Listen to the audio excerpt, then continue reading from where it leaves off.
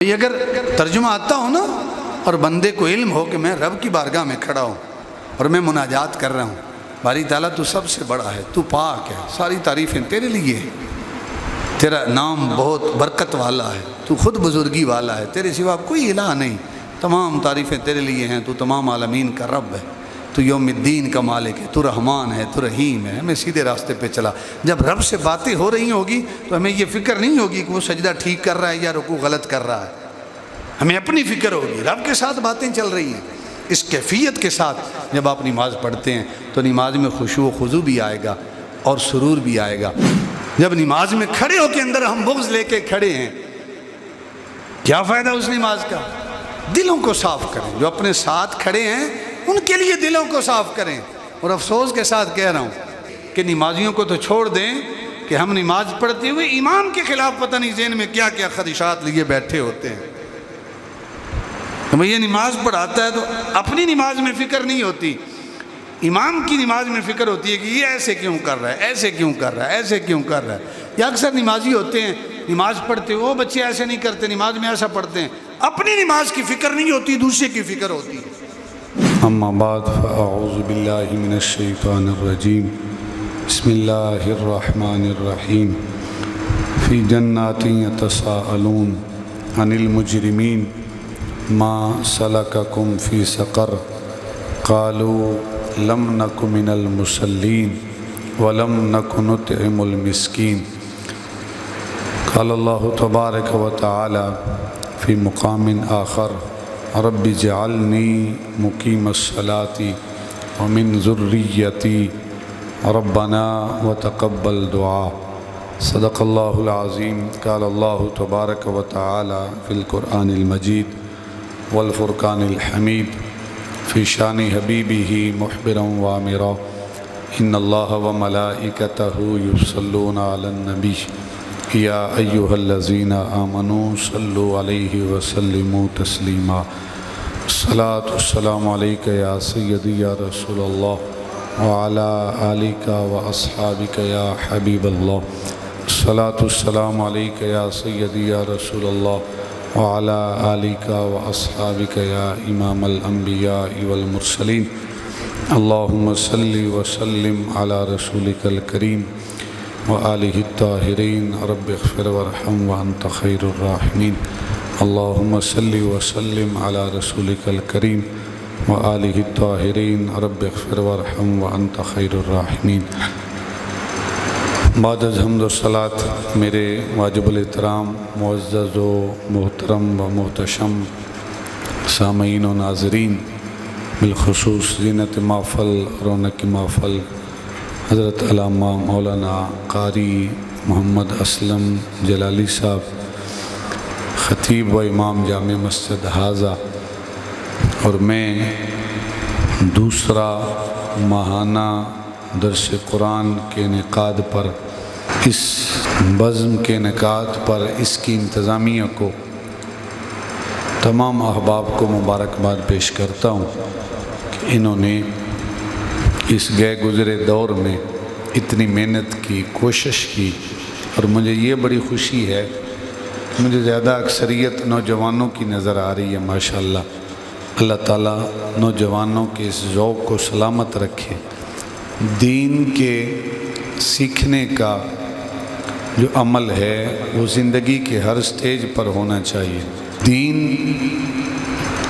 جس سٹیج پہ بھی سمجھ آئے سمجھنا چاہیے، اس میں پریشانی کی کوئی بات نہیں۔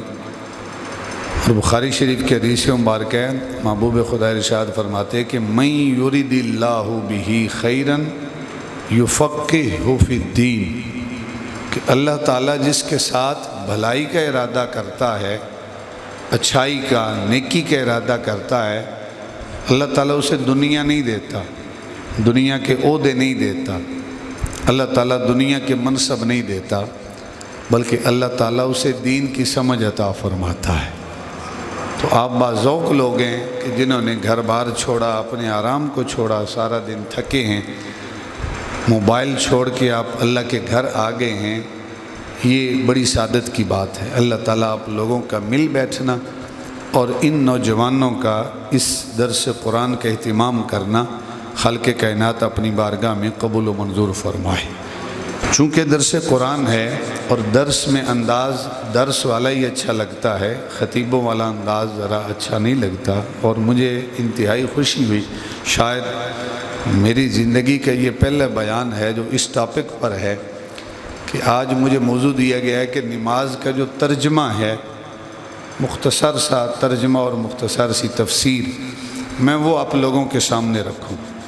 بڑی بات ہے یہ، مجھے انتہائی خوشی بھی ہوئی یہ موضوع سن کے کہ اس موضوع پر ابرار بھائی اور ان کے جو رفقا ہیں، قبلہ کاری صاحب ہیں، انہوں نے ظاہر مشاورت کے ساتھ اس موضوع کا انتخاب کیا ہے کہ ہم نماز تو پڑھتے ہیں، ہمیں پتہ نہیں ہوتا کہ ہم نماز میں کیا پڑھ رہے ہیں، اس وجہ سے خشوع اور خضوع نہیں ہوتا، وہ کیفیت نہیں ہوتی انہماکیت کی جو ہونی چاہیے۔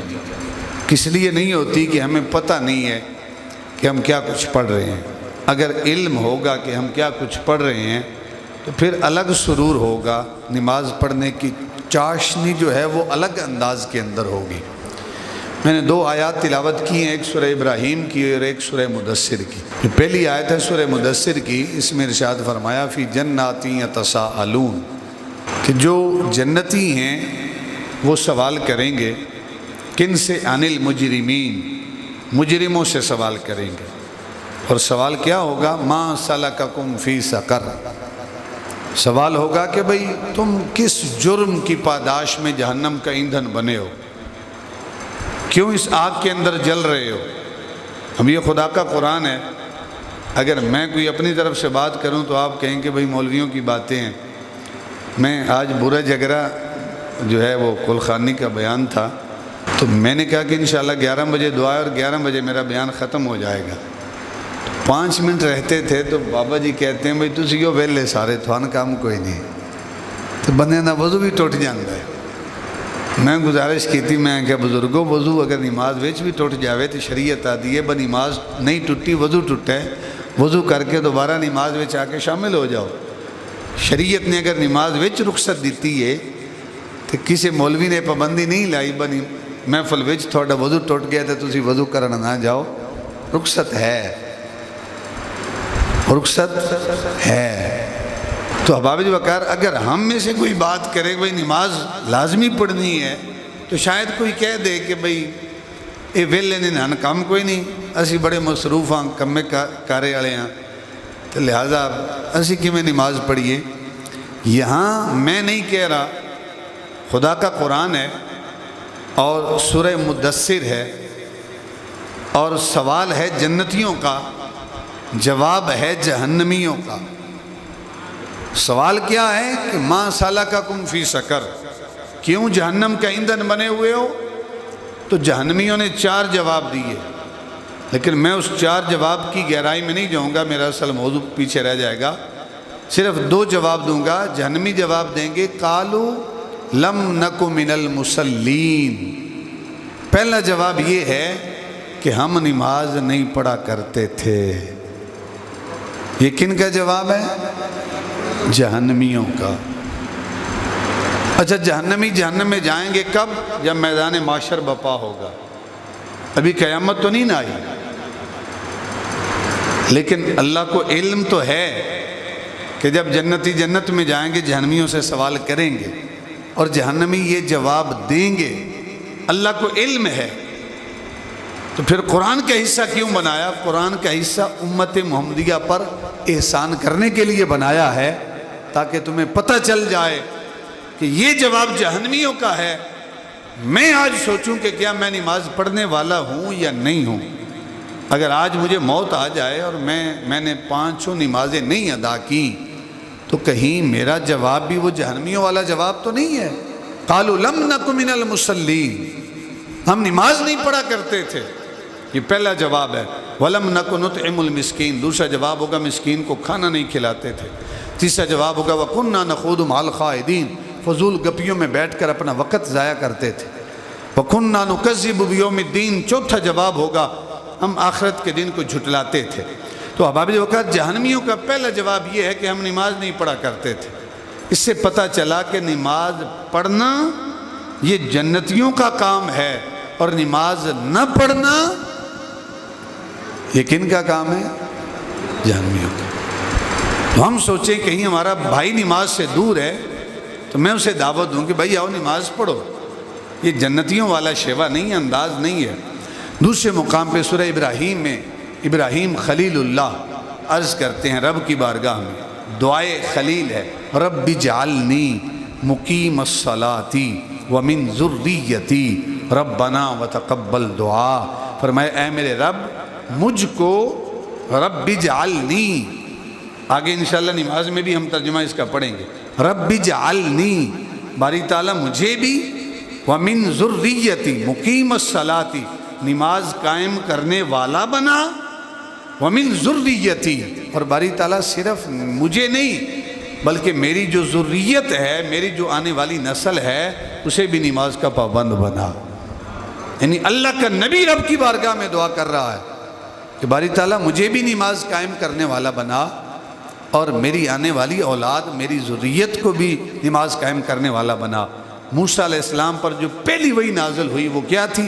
اننی انا اللہ لا الہ الا انا فاعبدنی، یہ پہلی وحی ہے جو موسیٰ علیہ السلام کی بارگاہ میں نازل ہوئی۔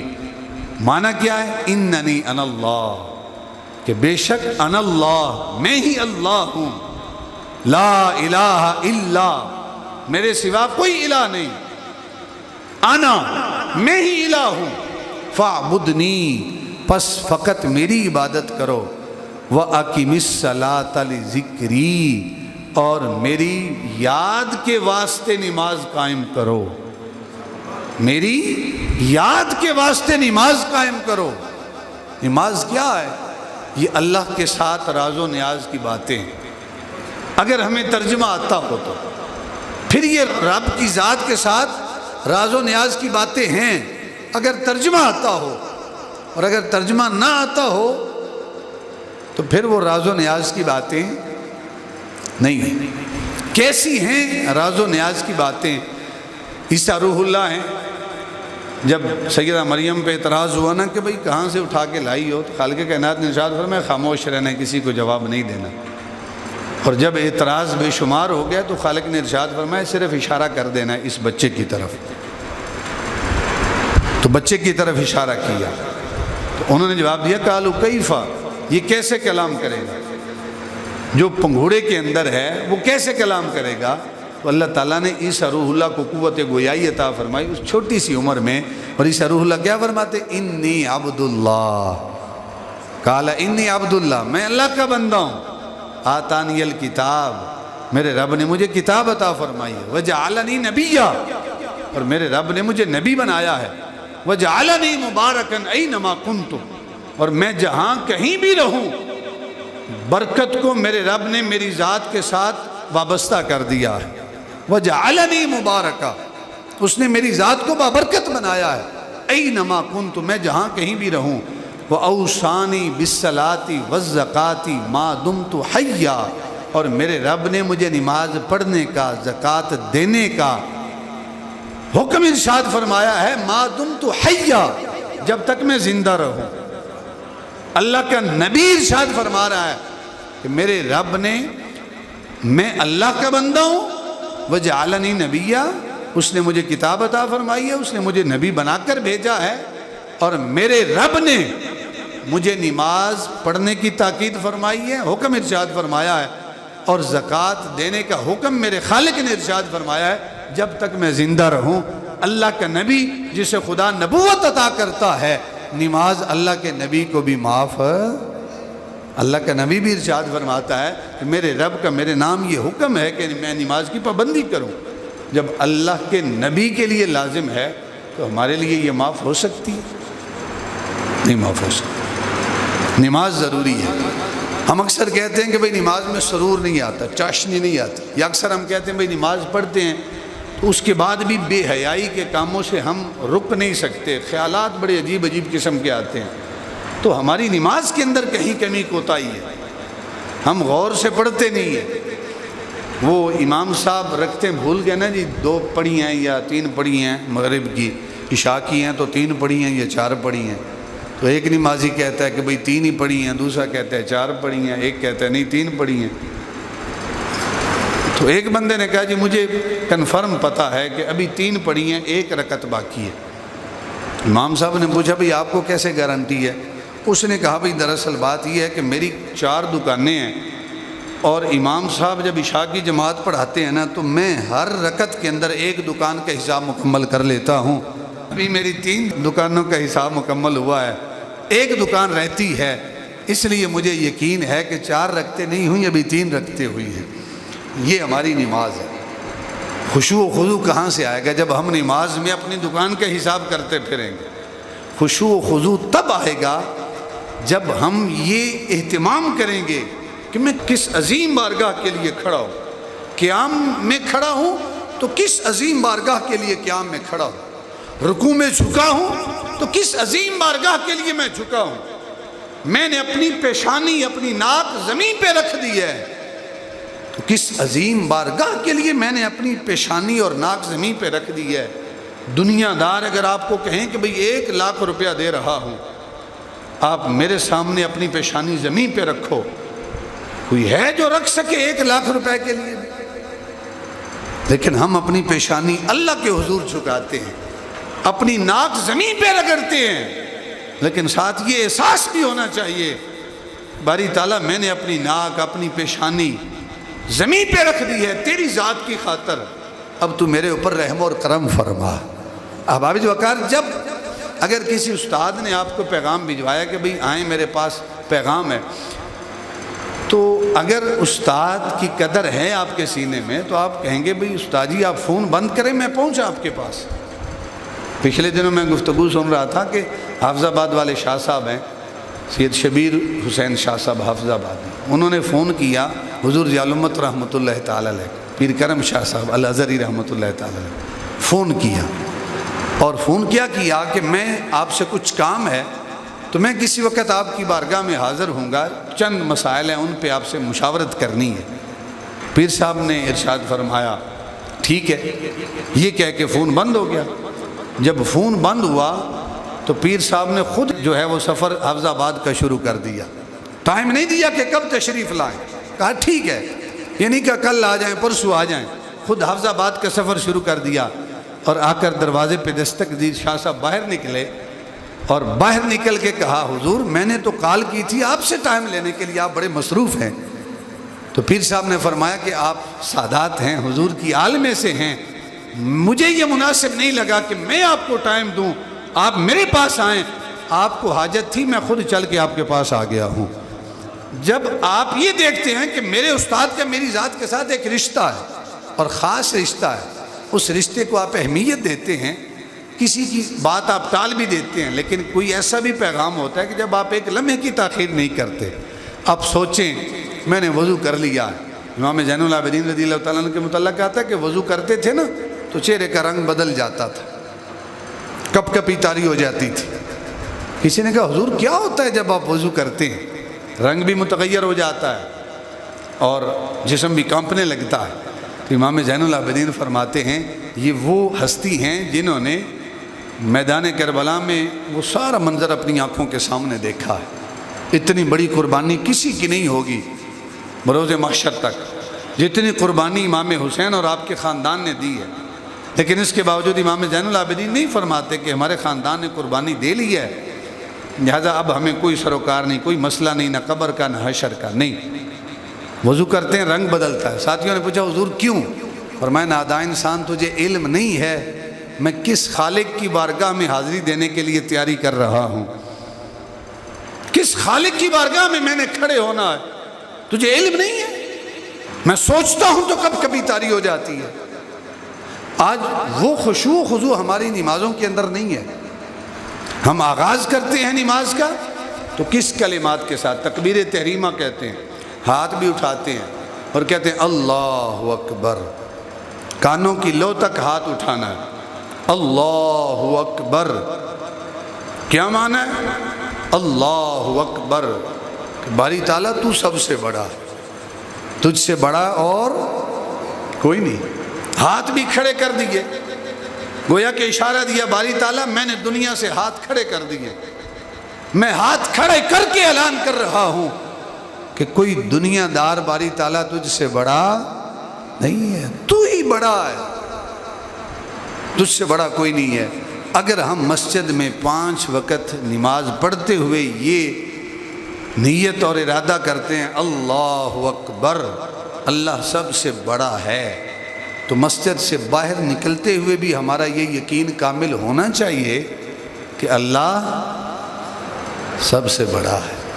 لیکن باہر نکلتے ہیں تو یقین وہ کامل نہیں رہتا، ہم دنیا داروں کی چاپلوسی بھی شروع کر دیتے ہیں، عہدے اور منصب کے لیے پتہ نہیں کیا سے کیا ہم کرتے ہیں۔ اللہ اکبر، اللہ سب سے بڑا ہے۔ اکثر تکبیرات جو انتقال ہیں وہ یہی ہیں، اللہ اکبر، اللہ سب سے بڑا ہے، تاکہ بار بار ہمارے ذہنوں میں یہ بات راسخ ہو جائے بھئی ہم کس خالق کا نام لے رہے ہیں جو سب سے بڑا ہے، جس سے بڑا کائنات کے اندر اور کوئی نہیں، جس کی بزرگی جتنی کسی کی بزرگی کوئی نہیں۔ پھر ہم ثنا پڑھتے ہیں، سبحانک اللہم وبحمدک، سبحانک، پاک ہے تیری ذات، ہر عیب سے پاک ہے، ہر کمزوری سے پاک ہے، ہر نقص سے پاک ہے۔ اللہم، اے ہمارے رب، وبحمدک، اور حمد تیرے لیے ہے، یہ مخاطب کا صیغہ ہے۔ سبحانک، پاک ہے تیری ذات، جس طرح بندہ آمنے سامنے ہوتا ہے نا، یعنی اللہ اکبر کہہ کہ گویا بندہ خدا سے کلام شروع کر دیتا ہے۔ باری تعالیٰ تو ہر عیب سے پاک ہے، تو ہر نقص سے پاک ہے، تیری ذات ہر عیب سے پاک ہے۔ وبحمدک، اللہم وبحمدک، اور اے اللہ ساری تعریفیں تیری ذات کی خاطر ہیں۔ یہ 2 چیزیں ہیں، ایک بندے کے اندر عیب ہوتا ہے، پھر بندہ تعریف کرتا ہے، کہا کہ بھئی تعریفیں بھی تیرے لیے ہیں اور تو عیبوں سے بھی پاک ہے۔ وتبارک اسمک، اگر الگ الگ پڑھیں گے وہ تبارک اسمک پڑھیں گے، معنی کیا ہے کہ تیرا اسم، تیرا نام بڑا برکتوں والا ہے۔ ملا کے پڑھیں گے تو وہ تبارک اسمک، تیرا نام بڑی برکتوں والا ہے۔ وتعالی جدک، اور تیری بزرگی بڑی بلند ہے، تعالی علو ہے، بلند ہے تیری بزرگی، تیری بزرگی جیسی کسی اور کی بزرگی کائنات میں، تیری بزرگی جتنی کسی اور کی بزرگی نہیں ہے۔ یہی وجہ ہے کہ والد سے زیادہ بزرگی اللہ رب العزت کی ہے، استاد سے زیادہ بزرگی اللہ رب العزت کی ہے، پیر سے زیادہ بزرگی اللہ رب العزت کی ہے، والدین سے زیادہ بزرگی اللہ رب العزت کی ہے۔ یہی وجہ ہے کہ روایات کے اندر آتا ہے کہ ایک طرف اللہ کا حکم ہے، ایک طرف والد کا حکم ہے جو شریعت کے خلاف ہے، ایک طرف پیر کا حکم ہے جو شریعت کے خلاف ہے، ایک طرف استاد کا حکم ہے جو شریعت کے خلاف ہے۔ جب شریعت کے خلاف حکم ہے تو آپ سارے حکموں کو رد کر دیں، فقط اللہ کے حکم کو تسلیم کریں، اس لیے کہ وتعالی جدک، اس کی بزرگی تمام بزرگوں سے برتر ہے۔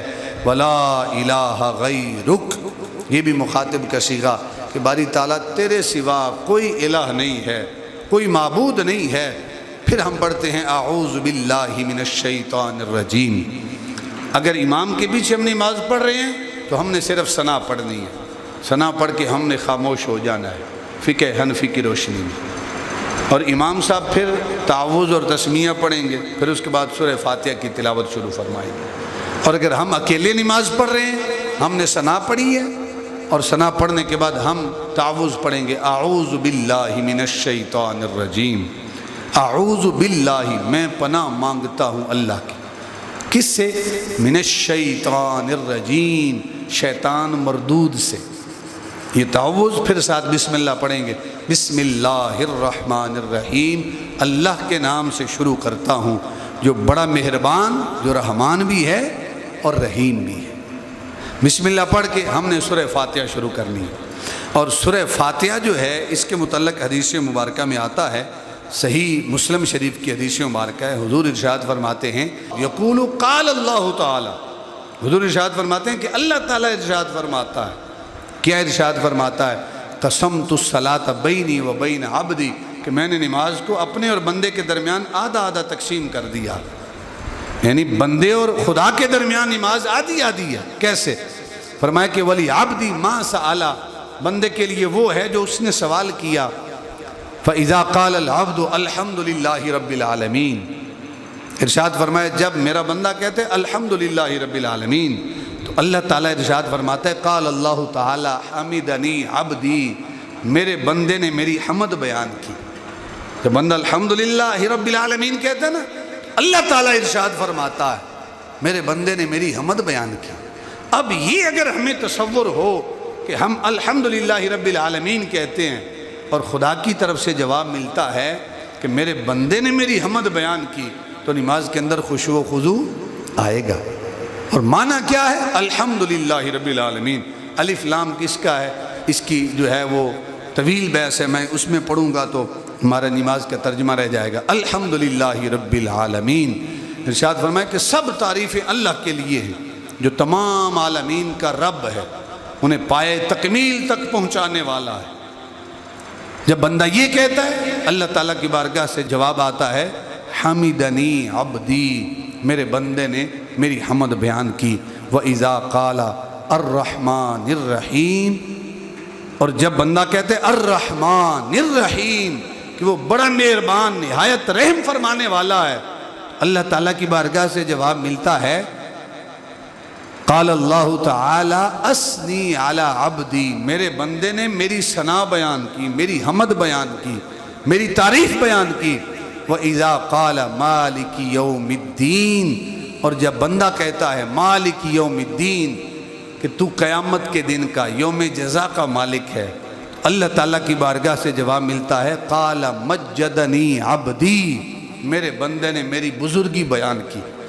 اب بندہ جیسے جیسے کلمات کہتا ہے اللہ کی بارگاہ سے اسے جواب ملتا ہے۔ پھر ارشاد فرمایا اہدنا الصراط ایاک نعبد و ایاک نستعین۔ باری تعالیٰ اگر نعبد ہوتا تو معنی ہوتا کہ ہم تیری عبادت کرتے ہیں، نستعین ہوتا تو ہم تجھ سے مدد مانگتے ہیں، مدد طلب کرتے ہیں۔ نستعین باب استفعال ہے جس کا خاصا طلب ہے، ہم تجھ سے مدد طلب کرتے ہیں۔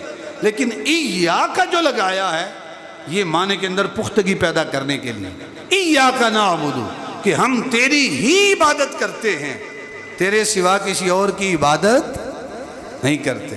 وَإِيَّاكَ نَسْتَعِينُ، اور ہم تجھ سے ہی مدد طلب کرتے ہیں، تیرے علاوہ کسی اور سے مدد طلب نہیں کرتے۔ یہاں ایک معنی سمجھ لیجئے، ہم ڈاکٹر کے پاس جاتے ہیں دوائی لینے کے لیے، اکثر ہم کہتے ہیں فلاں ڈاکٹر کے ہاتھ میں بڑی شفا ہے، حالانکہ ڈاکٹر کے ہاتھ میں شفا نہیں ہے، شفا اللہ کے ہاتھ میں ہے۔ لیکن جب ہم یہ کہتے ہیں کہ فلاں ڈاکٹر کے ہاتھ میں شفا ہے، وہ ڈاکٹر کے ہاتھ میں نہیں ہوتی، بلکہ ہوتی حقیقت میں اللہ کے ہاتھ میں ہی ہے۔ ڈاکٹر کو اللہ نے یہ توفیق عطا فرمائی ہے، اللہ نے اسے یہ ذہن دیا ہے، وہ تھوڑا بہت اس نے علم حاصل کیا ہے، اپنے علم کے بلبوتے پہ دوائی دیتا ہے تو مریض کو شفا مل جاتی ہے۔ مستقل بذات شفا دینے والی ذات اللہ کی ہے، لیکن اللہ کی عطا سے، اللہ کی عطا سے وہ ڈاکٹر کے ہاتھ میں اللہ نے شفا رکھ دی ہے۔ سورہ فاتحہ کے متعلق آتا ہے، اس کو فاتحۃ الکتاب کہا گیا، اس کو سورہ شفا بھی کہا جاتا ہے۔ بخاری اور مسلم شریف کی حدیث مبارک ہے، حضور کے صحابہ سفر کر رہے تھے تو ایک جگہ پڑاؤ ڈالا، تو جہاں پڑاؤ ڈالا وہاں بھوک اور پیاس کی شدت کا احساس ہوا، تو وہ جو علاقے والے تھے ان سے کہا کہ بھئی ہمیں بھوک لگی، اگر کچھ کھانے کو مل جائے۔ انہوں نے کچھ دیا نہیں ہے، انہوں نے کہا ہمارے پاس کچھ نہیں ہے۔ تو انہوں نے پڑاؤ ڈال لیا، تو تھوڑی دیر گزری تو وہ جو گاؤں والے تھے ان میں سے ایک بندہ آیا اور اس نے آ کر کہا کہ ہمارا جو سردار ہے اس کو بچھو نے ڈس لیا، بچھو نے ڈنگ مارا ہے، تمہارے پاس اگر کسی کے پاس علاج ہو تو علاج کر دو۔ انہوں نے کہا بھئی ہم اس وقت تک علاج نہیں کریں گے جب تک تم ہماری مہمان نوازی نہیں کرو گے۔ پہلے آپ لوگوں نے ہماری مہمان نوازی نہیں کی، پہلے طے کرو کہ آپ لوگ ہماری مہمان نوازی کرو گے۔ انہوں نے کہا ہمارا سردار ہے، آپ جو کہیں گے ہم پیش کریں گے، یہ بکریوں کا ریوڑ ہے، اگر ہمارے سردار کو افاقہ ہو جائے تو سارا ریوڑ ہم تمہیں پیش کر دیں گے۔ بعض روایات میں کہ 30 بکریوں کا ریوڑ تھا۔ تو ایک صحابی گئے، وہ جو قوم کا سردار تھا اس کے اوپر سورہ فاتحہ پڑھ کے اس کو دم کر دیا۔ جو ہی اسے دم کیا اس کا درد جو ہے وہ ختم ہو گیا۔ اس نے وہ بکریوں کا ریوڑ دیا، اور صحابہ نے کہا بھئی یہ تم نے بکریوں کا ریوڑ لے لیا، پتہ نہیں جائز بھی ہے یا نہیں، پہلے حضور سے جا کر پوچھیں گے۔ انہوں نے کہا ٹھیک ہے، حضور سے جا کر مسئلہ پوچھ لیں گے۔ تو حضور سے جا کر پوچھا تو سرکار نے ارشاد فرمایا آپ نے کیا پڑھ کے دم کیا ہے؟ تو صحابی رسول کہتے ہیں یا رسول اللہ ہم نے آپ کی زبان سے سنا ہے کہ سورہ فاتحہ کو سورہ شفا بھی کہا جاتا ہے، جس بیمار پہ پڑھ کر اس کو دم کر دیا جائے اللہ تعالیٰ اسے شفا عطا فرماتا ہے۔ میں نے سورہ فاتحہ پڑھ کے دم کی ہے، آدھا حصہ میرا الگ کر دو، باقی آدھا حصہ تمہارا ہے۔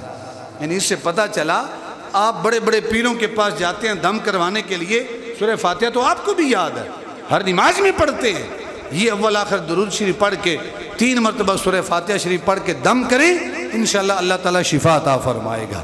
تو احباب وقار ارشاد فرمائے ایاک نعبد و ایاک نستعین، کوئی دم کرتا ہے تو شفا دم میں نہیں ہے بلکہ شفا اللہ کے اذن میں ہے، لیکن وہ دم وہ جو ڈاکٹر کی دوائی ہے وہ وسیلہ بنتی ہے اس مریض کی شفا یابی کے لیے۔ ایاک نعبد و ایاک نستعین، اے اللہ ہم تیری ہی عبادت کرتے ہیں، تیرے سوا کسی کی عبادت نہیں کرتے، وَإِيَّاكَ نَسْتَعِينُ، اور تجھی سے ہم مدد مانگتے ہیں، تیرے سوا کسی سے مدد نہیں مانگتے۔ اچھا عبادت کا معنی کیا ہے؟ عبادت کا لغوی معنی کیا ہے؟ بعض روایات کے اندر آتا ہے کہ آپ جب عاجزی کی انتہا کو پہنچتے ہیں وہ عبادت ہے، اور اس کو تعبیر کیا گیا ہے سجدے کے ساتھ۔ تو کیا جو قیام ہے وہ عبادت نہیں ہے؟ ہم ہاتھ باندھ کے اللہ کی بارگاہ میں کھڑے ہیں، تو کیا قیام عبادت نہیں ہے؟ قیام بھی عبادت ہے، رکوع بھی عبادت ہے، سجدہ بھی عبادت ہے۔ ہم اگر استاد کے سامنے ہاتھ باندھ کر کھڑے ہوں ادب سے تو وہ عبادت نہیں کہلائے گا، اللہ کے حضور نماز کے لیے ہاتھ باندھ کے کھڑے ہوں تو وہ قیام عبادت کہلائے گا۔ فرق کیا ہے؟ فرق یہ ہے کہ اعتقاد الوہیت کے ساتھ، اعتقاد الوہیت کے ساتھ، یہ جملہ اگر آپ کو سمجھ آ جائے تو یہ جو شرک جو ہے فتوے لگتے ہیں نا وہ سارا معاملہ ختم ہو جائے گا۔ اگر کسی کو الہ مانتے ہوئے اعتقاد الوہیت کے ساتھ، یعنی الہ ہونے کا عقیدہ رکھ کے جب آپ کسی کی تعظیم کرتے ہیں تو یہ عبادت کہلاتا ہے۔ اور اگر آپ استاد کے لیے ہاتھ باندھ کے کھڑے ہیں تو استاد کو آپ الہ مانتے نہیں ہیں، آپ اپنے والد کے قدم جھک کے چومتے ہیں تو سجدے کی کیفیت بھی بنتی ہے لیکن عبادت نہیں ہے، اس لیے کہ آپ نے باپ کو خدا سمجھا نہیں ہے۔ آپ ادب سے اپنے استاد کا ہاتھ چومتے ہیں، جھکے ہیں، رکوع کی کیفیت بنی ہے لیکن عبادت نہیں کہلائے گی، اس لیے کہ اعتقاد الوہیت نہیں ہے۔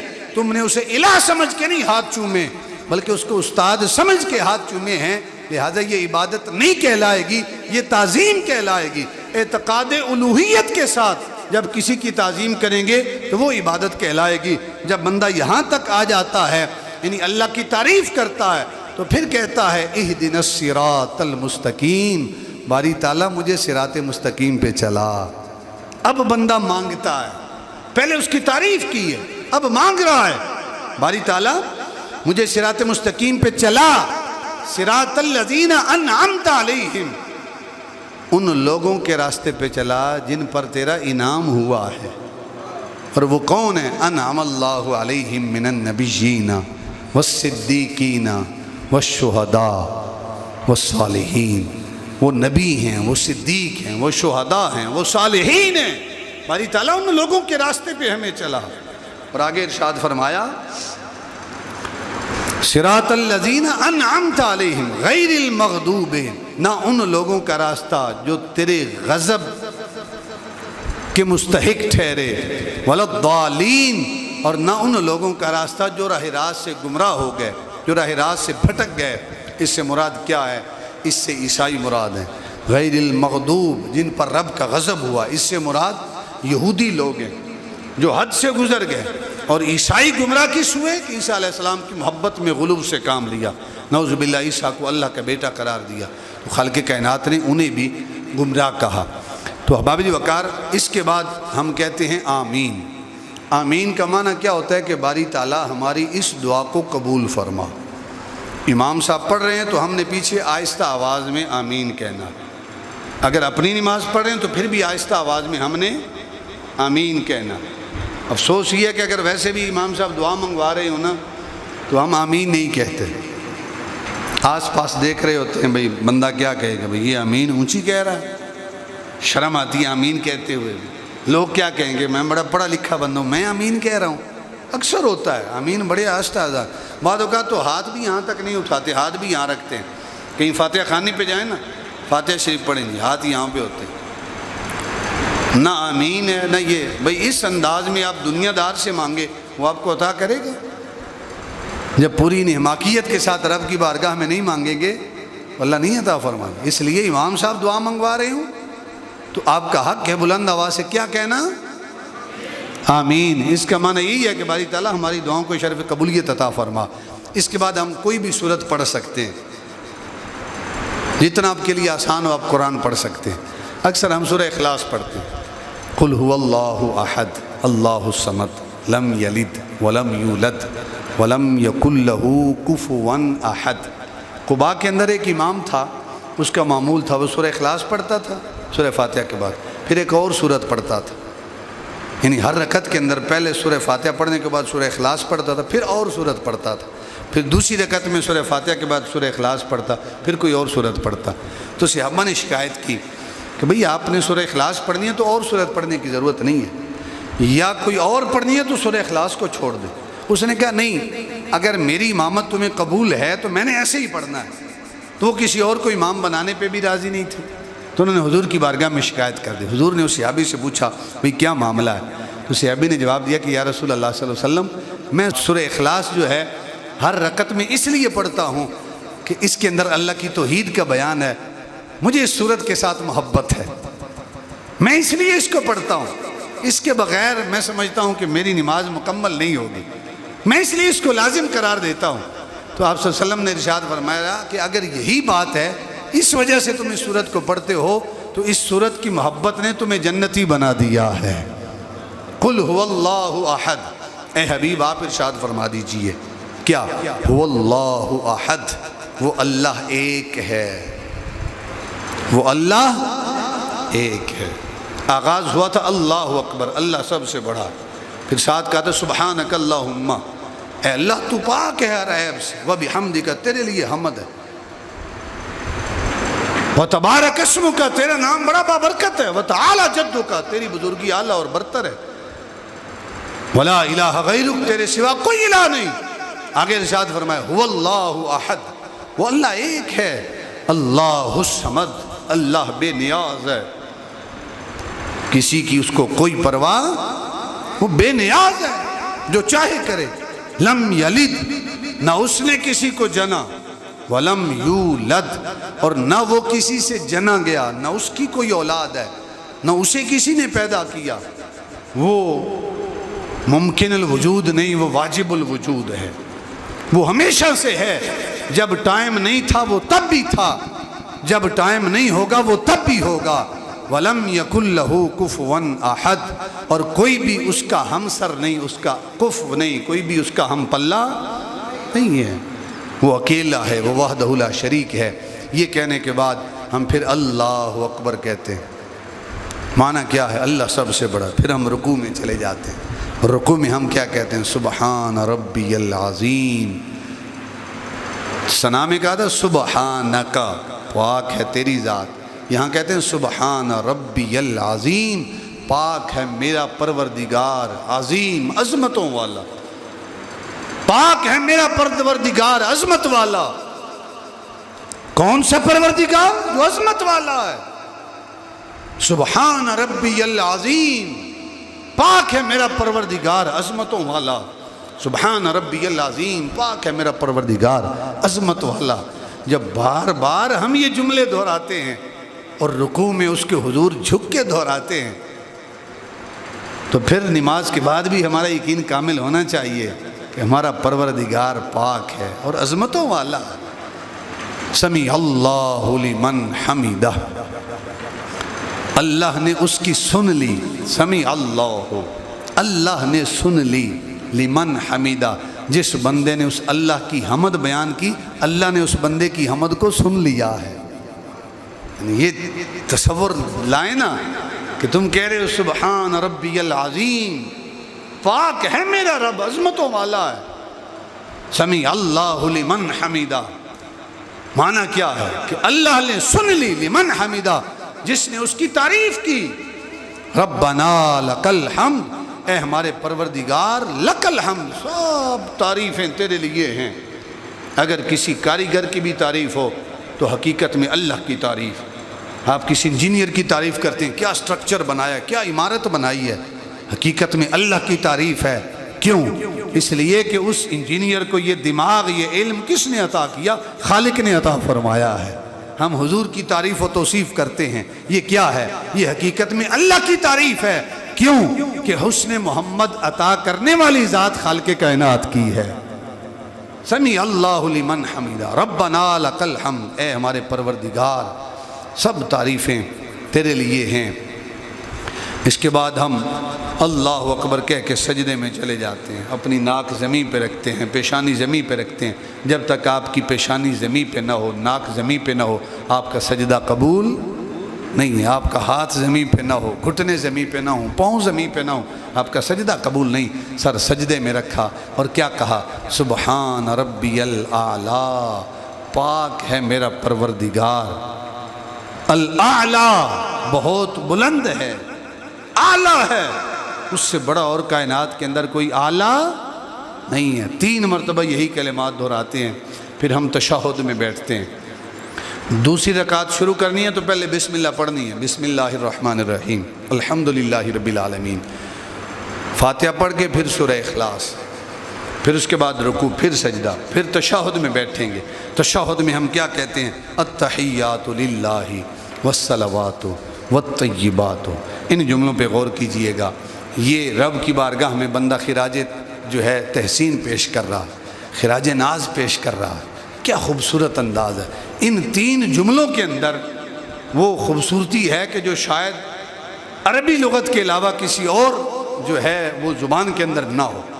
تحیتن کہتے ہیں عربی کے اندر جو ابتدائی کلمات کہے جاتے ہیں سلام کے حوالے سے، السلام علیکم، ہیلو، ہائے، ویلکم، یا جو بھی آپ ابتدائی کلمات کہتے ہیں اس کو تحیتن کہتے ہیں۔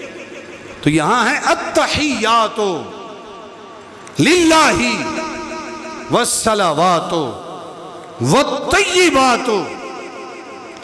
بظاہر 3 جملے ہیں لیکن اس کے اندر عبادت کی جتنی کیٹاگریز ہیں خالق کائنات نے ان 3 جملوں کے اندر بند کر دی ہے۔ التحیات کیا معنی؟ کہ باری تعالیٰ میری تمام قولی عبادتیں جو میں زبان سے ادا کرتا ہوں، وہ تمام عبادتیں، والصلوات، اور میری تمام فعلی عبادتیں جو میں بالفعل ادا کرتا ہوں، والطیبات، اور میری وہ تمام مالی عبادتیں زکوٰۃ کی شکل میں، عشر کی شکل میں، صدقہ و خیرات کی شکل میں، باری تعالیٰ میری زبانی عبادتیں، میری بالفعل عبادتیں، میری مالی عبادتیں للہ، باری تعالیٰ ساری کی ساری تیری ذات کی خاطر ہیں۔ التحیات، میری جو زبانی عبادتیں ہیں للہ، باری تعالیٰ تیرے لیے ہیں۔ والطیبات، جو فعلی عبادتیں ہیں تیرے لیے ہیں۔ والطیبات والصلوات، میری بدنی عبادت تیرے لیے ہے۔ والطیبات، میری مالی عبادت جتنی بھی ہے وہ تیرے لیے ہے۔ یہ اللہ کی ذات وہ اس قابل ہے کہ اسے کہا جائے کہ باری تعالیٰ میری کولی عبادتیں، بدنی عبادتیں، مالی عبادتیں ساری تیرے لیے ہیں، اس لیے کہ تیرے احسانات بڑے ہیں۔ جو مال دیا ہے تو نے دیا ہے، جو صحیح سلامت بدن دیا ہے تو نے دیا ہے، باری تعالیٰ بولنے کے لیے طاقت دی ہے، زبان دی ہے، وہ تو نے دی ہے۔ میں تیرے سوا کسی کی عبادت نہیں کر سکتا، نہ قولی، نہ بدنی، نہ مالی۔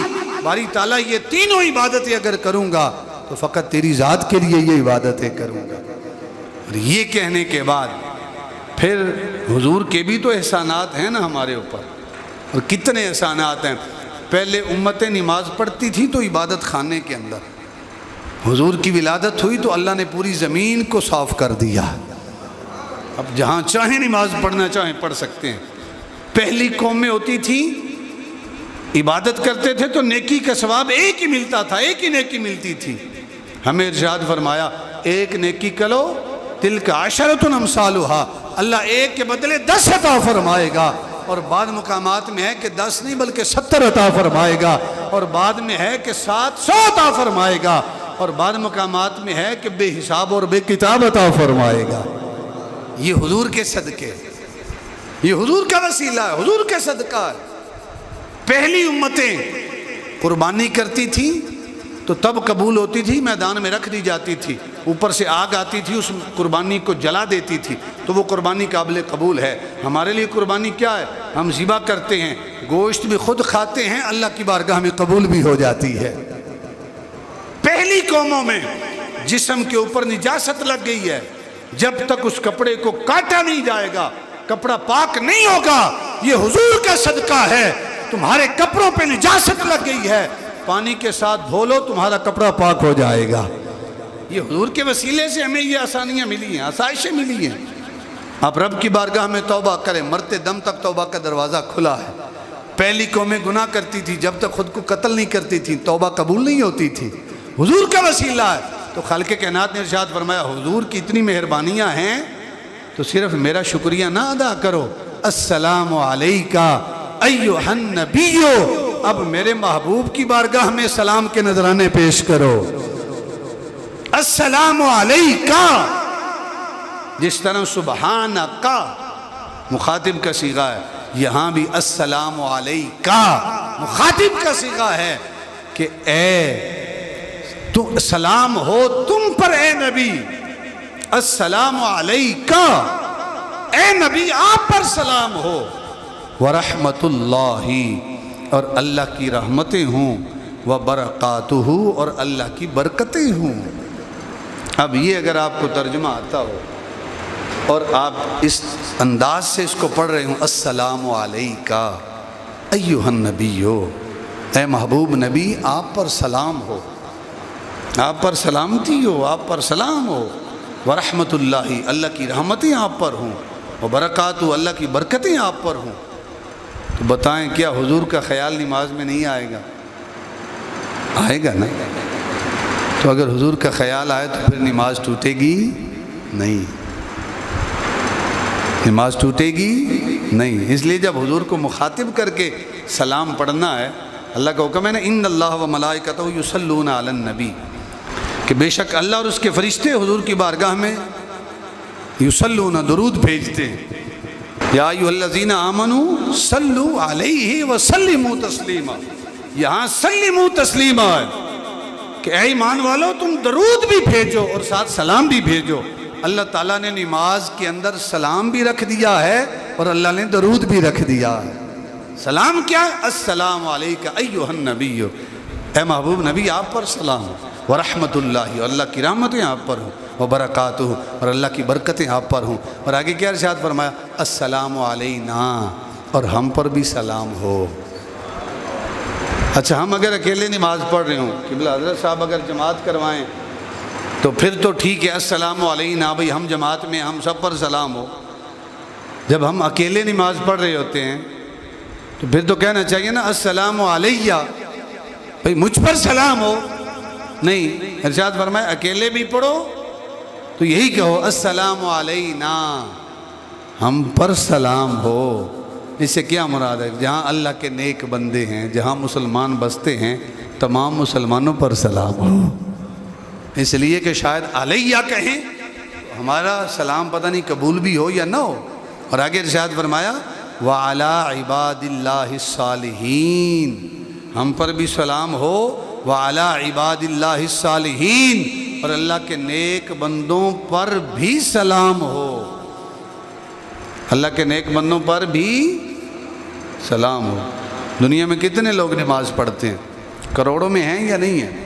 پاکستان کی آبادی کروڑوں میں ہے، اسی طرح انڈیا کے اندر مسلمان ہیں، بنگلہ دیش کے اندر ہیں، افغانستان کے اندر ہیں، جو ہے سعودی عرب کے اندر مسلمان، دنیا کے اندر جو ہے وہ دوسری بڑی قوت اسلام کی ہے، مسلمان ہیں۔ کرسچینٹی ابھی پہلے نمبر پہ ہے، لیکن کچھ عرصے تک انشاءاللہ اسلام کا پہلا نمبر ہوگا، مسلمانوں کا پہلا نمبر ہوگا۔ تو اگر کروڑوں میں لوگ نماز پڑھتے ہیں، اللہ نے اپنے بندوں کی محبت کا کیا خوبصورت انداز تشہد کے اندر رکھ دیا.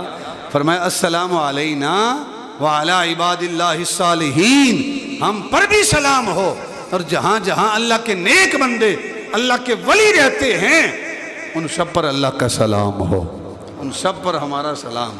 وعلی عباد اللہ الصالحین. لوگ کہتے ہیں بھئی اللہ کے نیک بندوں کے پاس کیا رکھا ہے، ان کے ذکر خیر کیوں کرتے ہو؟ بھئی اللہ نے ہمارے اوپر لازم کیا ہے کہ ہم اللہ کے نیک بندوں پر سلام بھیجیں اور نماز کے اندر بھیجیں. تو اللہ کو اپنے بندوں سے محبت ہے تو اس جملے کو نماز کا حصہ بنایا ہے نا. اگر اپنے نیک بندوں سے محبت نہ ہوتی تو یہ نماز کا حصہ نہ ہوتا. اشہد ان لا الہ الا اللہ، اور میں گواہی دیتا ہوں کہ اللہ کے سوا کوئی معبود نہیں، الا اللہ، فقط اللہ ہی ہے. واشہد ان محمدًا عبدہ ورسولہ، اور میں گواہی دیتا ہوں کہ حضرت محمد صلی اللہ علیہ وسلم اللہ کے بندے اور اس کے رسول ہیں. یہ ہے تشہد، یہاں تک پڑھنا لازم ہے. پھر اس کے بعد ہم درود پڑھتے ہیں، اللہم صلی علی محمد، الہی حضرت محمد صلی اللہ علیہ وسلم پر، وعلی آل محمد، اور حضرت محمد صلی اللہ علیہ وسلم کی آل پر صلاۃ بھیج، ان پر رحمتیں نازل فرما. کما صلیت علی ابراہیم، جس طرح تو نے ابراہیم علیہ السلام پر، وعلی آل ابراہیم، اور ابراہیم علیہ السلام کی آل پر جس طرح تو نے صلاۃ بھیجا. انک حمید مجید، بے شک تو تعریف کیا گیا بزرگ ہے. اللہم بارک، اور الہی برکت دے، علی محمد، حضرت محمد صلی اللہ علیہ وسلم کو، وعلی آل محمد، اور حضرت محمد صلی اللہ علیہ وسلم کی آل کو، کما بارکتا، جس طرح تو نے برکت دی، علی ابراہیم وعلی آل ابراہیم، ابراہیم علیہ السلام اور ابراہیم علیہ السلام کی آل کو. انک حمید مجید، بے شک تو تعریف کیا گیا بزرگ ہے. آگے ہم دعا پڑھتے ہیں، کوئی بھی دعائے معصورہ پڑھ سکتے ہیں. ضروری نہیں کہ آپ رب جعلنی پڑھیں، آپ ربنا آتنا فی الدنیا پڑھ سکتے ہیں. آپ اللہم انی ظلمت نفسی ظلما کثیرا ولا یغفر الذنوب الا انت، آپ یہ دعا مانگ سکتے ہیں. جو بھی دعائے معصورہ قرآن اور حدیث سے ثابت ہے وہ آپ دعا مانگ سکتے ہیں. اکثر آپ سوشل میڈیا پہ دیکھتے ہیں کچھ لوگ جو انتشار ڈالنے کے لیے وہ کیا کرتے ہیں، وہ آ کے یہ کہتے ہیں کہ بھئی یہ دعا سنت سے ثابت ہی نہیں ہے، حضور نے کبھی نماز میں یہ دعا نہیں پڑھی. عام عوام کے ذہنوں میں انتشار ڈالنے کے لیے کبھی ایک اکثریت عوام یہ دعا مانگتی ہے، ربی جعلنی مقیم الصلاۃ، تو وہ کہتے ہیں کہ حضور نے کبھی یہ دعا نماز کے اندر نہیں مانگی. سادہ سا سوال ہے، اگر بندہ اس سے یہ پوچھے بھئی حضور نے نہیں مانگی لیکن یہ بتاؤ کہ یہ دعا اگر نماز میں پڑھیں تو کیا نماز ہو جائے گی یا نہیں ہوگی؟ تو بدبخت اس ٹاپک پہ نہیں آئے گا کہ نماز ہوگی یا نہیں ہوگی، وہ صرف انتشار ڈالے گا اور انتشار ڈال کے کہے گا کہ یہ دعا جو ہے حضور نے کبھی پڑھی نہیں ہے. بھئی حضور نے نہیں پڑھی اس کا یہ مطلب تو نہیں ہے کہ آپ پڑھ نہیں سکتے. کوئی بھی جو دعائے معصورہ ہے، حدیث سے ثابت ہے، قرآن سے ثابت ہے، آپ پڑھ سکتے ہیں نماز کے اندر، آپ کی نماز ہو جائے گی. تو میں نے اس لیے عرض کی کہ آپ کوئی بھی دعا پڑھ سکتے ہیں، ضروری نہیں کہ آپ یہ پڑھیں، کوئی بھی پڑھ سکتے ہیں. ہم یہ دعا پڑھتے ہیں، رب جعلنی مقیم الصلاۃ، یہ ابراہیم خلیل اللہ کی دعا ہے. ابراہیم خلیل اللہ کی ندا ہے رب کی بارگاہ میں، اور کیا عرض کرتے ہیں کہ اے میرے پروردگار مقیم الصلاۃ ومن ذریتی، مجھ کو اور میری اولاد کو نماز قائم کرنے والا بنا. ہم نماز بھی پڑھ رہے ہیں اور نماز میں دعا بھی مانگ رہے ہیں کہ باری تعالیٰ ہمیں نماز قائم کرنے والا بنا، صحیح معنوں میں نماز پڑھنے والا بنا. ربنا وتقبل دعا، اور اے ہمارے پروردگار ہماری دعاؤں کو شرف قبولیت عطا فرما. جو ہم نے دعائیں مانگی ہیں انہیں قبول فرما. دعائیں کیا مانگی؟ اہدنا الصراط المستقیم صراط الذین انعمت علیہم، ہمیں سیدھے راستے پہ چلا. ربنا اغفر لی، باری تعالیٰ اے میرے پروردگار میری بھی بخشش فرما، ولی والدیہ، اور میرے والدین کی بھی بخشش فرما. یہ دعائیں ہیں. آپ نماز پڑھتے ہیں، اپنے لیے بھی بخشش کی دعا کر رہے ہیں، والدین کے لیے بھی بخشش کی دعا کر رہے ہیں. وللمؤمنین، اور باری تعالیٰ تمام مومنوں کی بخشش فرما. یہ دعائیں مغفرت ہے یا نہیں ہے؟ اگر آپ نماز میں نہیں پڑھتے، ابراہیم خلیل اللہ نے یہ دعا مانگی ہے، تو اس سے پتہ چلا کہ مومنوں کے لیے بخشش کی دعا مانگنا یہ ابراہیم خلیل اللہ کی سنت ہے. یہ خلاف شرع کام نہیں ہے، یہ شرک نہیں ہے. اللہ کا نبی شرک سے پاک ہے، اللہ کا نبی شرک نہیں کرتا۔ ربنا اغفر لی، باری تعالیٰ میری بخشش فرما، ولی والدیہ، میرے والدین کی بخشش فرما، ولی المؤمنین، اور مسلمانوں جو مومنین ہیں ان کو بخش دے، یوم یقوم الحساب، جس دن کے عملوں کا حساب قائم ہو اس دن باری تعالیٰ میری بھی بخشش فرما، میرے والدین کی بخشش فرما، اور تمام مومنین کی بخشش فرما۔ یہ کہہ کر ہم سلام پھیرتے ہیں، السلام علیکم ورحمۃ اللہ، کہ تم پر سلامتی ہو اور اللہ کی رحمت ہو۔ یہ سلام کس پر ہے؟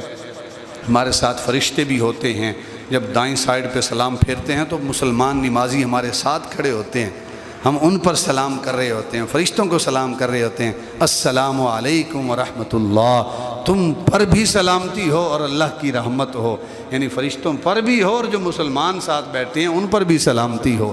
اچھا اکثر ایسے ہوتا ہے کہ بھئی ساتھ کھڑے ہوتے ہیں، نماز پڑھ رہے ہوتے ہیں، نماز میں کہہ رہے ہوتے ہیں السلام علیکم ورحمۃ اللہ، تم پر سلامتی بھی ہو اور رحمت بھی ہو، لیکن اندر اس کے ساتھ بغض بھی ہوتا ہے، حسد بھی ہوتا ہے۔ نماز میں دعائیں دے رہے ہیں لیکن اندر ویسے بغض بھی ہے، حسد بھی ہے، کیا فائدہ اس دعا کا؟ جب نماز میں کھڑے ہو کے اندر ہم بغض لے کے کھڑے ہیں، کیا فائدہ اس نماز کا؟ دلوں کو صاف کریں، جو اپنے ساتھ کھڑے ہیں ان کے لیے دلوں کو صاف کریں۔ اور افسوس کے ساتھ کہہ رہا ہوں، آپ کا نہیں کہہ رہا، اللہ ماشاءاللہ اکثریت یہی ہے کہ نمازیوں کو تو چھوڑ دیں کہ ہم نماز پڑھتے ہوئے امام کے خلاف پتہ نہیں ذہن میں کیا کیا خدشات لیے بیٹھے ہوتے ہیں۔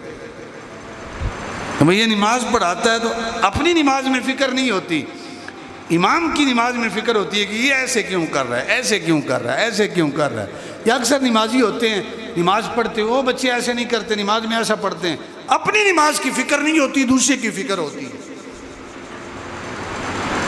بھئی اگر ترجمہ آتا ہو نا اور بندے کو علم ہو کہ میں رب کی بارگاہ میں کھڑا ہوں اور میں مناجات کر رہا ہوں، باری تعالیٰ تو سب سے بڑا ہے، تو پاک ہے، ساری تعریفیں تیرے لیے ہیں، تیرا نام بہت برکت والا ہے، تو خود بزرگی والا ہے، تیرے سوا کوئی الہ نہیں، تمام تعریفیں تیرے لیے ہیں، تو تمام عالمین کا رب ہے، تو یوم الدین کا مالک ہے، تو رحمان ہے، تو رحیم ہے، ہمیں سیدھے راستے پہ چلا۔